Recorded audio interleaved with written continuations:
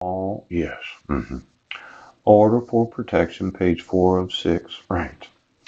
Uh, the first restraint provision is ordered above, and the court found on page 1. Yeah. The respondent had actual notice of court hearings. Yes. Not that they just issued it and then found out later. Right. Represented a credible threat. Oh, and was an intimate partner. Now, as I've looked at the various revisions of the VAWA since probably 1994, yes, it looks like you can actually arrest a person for violating any of the restraint provisions. And if it happens to be a Class C felony, right, you don't have to have a judge sign a warrant for their arrest. See, it says here the court has jurisdiction over the parties, the minors, and the subject matter.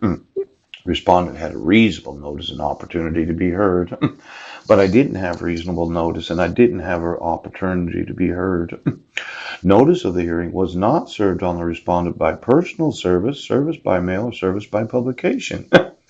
Respondent did not receive actual notice of the hearing. Respondent was not present at the hearing.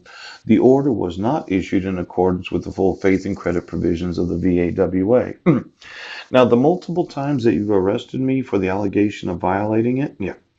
If in any of those times there was the allegation of the Class C felony, I'd sue you for the arrest because you did not have the protections of the Violence Against Women's Act.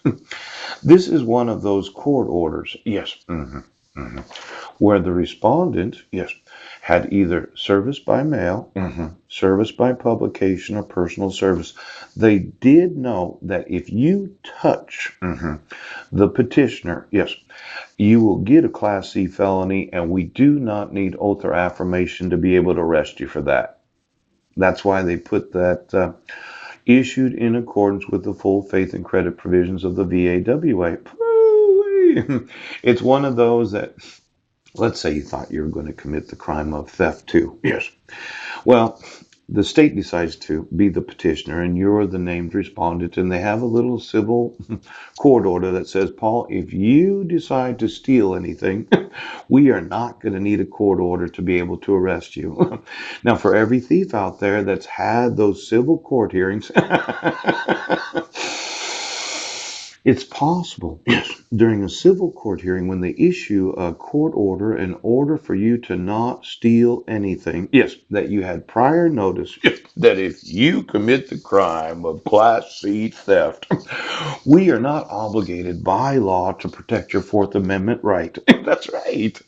Now, that's why you can actually do it. Right.